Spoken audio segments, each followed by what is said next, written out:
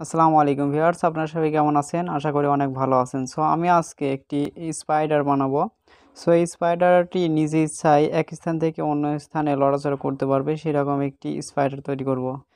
So এই স্পাইডারটি তৈরি করার জন্য আমাদের কিছু তারের প্রয়োজন হবে। আমি এই যে ডিস লাইনের যে তারগুলো আছে এই তারটি ইউজ করব। অর্থাৎ এই ডিস লাইনের তারের মধ্যে একটা মোটা তার থাকে, কপারের তার। সো এই তারটি আমি ইউজ করব। এই তারটি বের করার জন্য এগুলোকে উপর থেকে ছুলতে হবে। সিলার পরের ভিতরে যে মোটা তারটি আছে এই তারটি আমাদের কাজে লাগাতে হবে।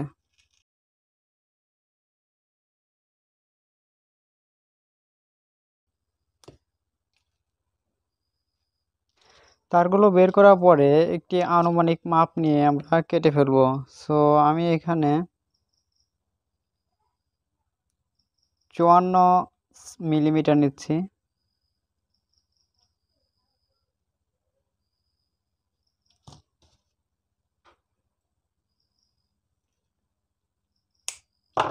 সো এভাবে আমরা চারটি কেটে ফেলবো।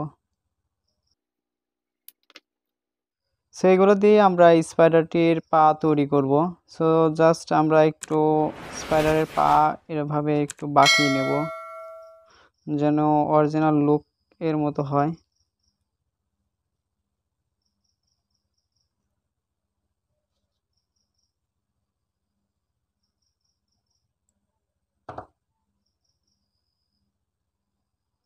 স্পাইডারটি দেখতে যেন সুন্দর হয় সেই হিসাবে আমি তারগুলো বাঁকিয়ে নিয়েছি। এই তারগুলো সুন্দর করে সাজানোর জন্য আমাদের প্রয়োজন হবে এই ধরনের পিসিবি বোর্ড, এগুলো ডট পিসিবি। সো এগুলো বাজারে কিন্তু খুব সহজেই কিনতে পাওয়া যায়। সো জাস্ট আমি এটি ভাবে লাগিয়ে নিচ্ছি কাজের সুবিধার্থে। সো এখন আমি এই পিনগুলো অর্থাৎ এই তারগুলো প্রয়োজন মতো এভাবে লাগিয়ে নেব।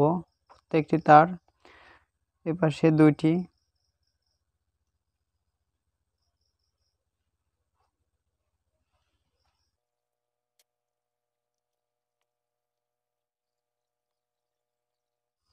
সো এখন আমি এটি সুন্দর করে ঝালাই করে নেব।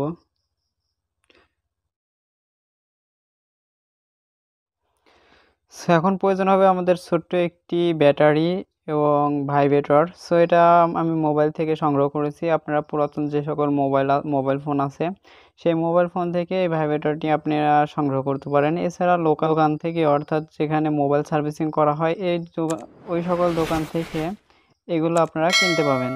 সো আমি জাস্ট এগুলোই ব্যবহার করব। এখানে আমি ব্যাটারিটি টেপ দ্বারা লাগিয়ে নেব।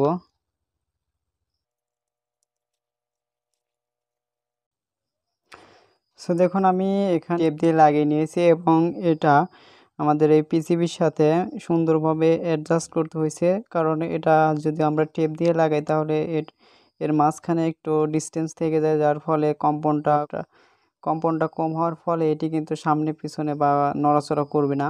যার ফলে আমি এটি জাস্ট বডির সাথে লাগিয়ে দিয়ে এই পাশ দিয়ে একটি সাপোর্ট দিয়ে দিয়েছি, এ পাশে ঝালাই করে দিয়েছি যাতে এটা নড়াচড়া না মানে এখান থেকে না বের হয়।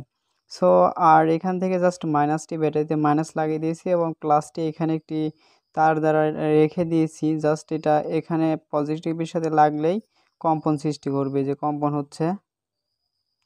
তো চলুন আমরা এখন দেখি এটি নড়াচড়া করে নাকি।